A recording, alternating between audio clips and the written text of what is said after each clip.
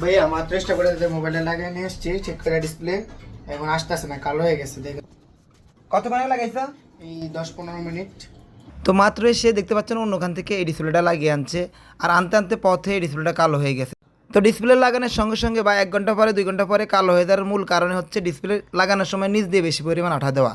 তো শুধুমাত্র যে নিচ দিয়ে বেশি পরিমাণ আঠা দিয়ে ডিসপ্লে নষ্ট করে তা না, এই ডিসপ্লে লাগানোর সময় আঠা দেওয়ার পর ডিসপ্লে ফিটিং করে সঙ্গে সঙ্গে মোবাইল অন করা হচ্ছে সবথেকে বড় বোকামি।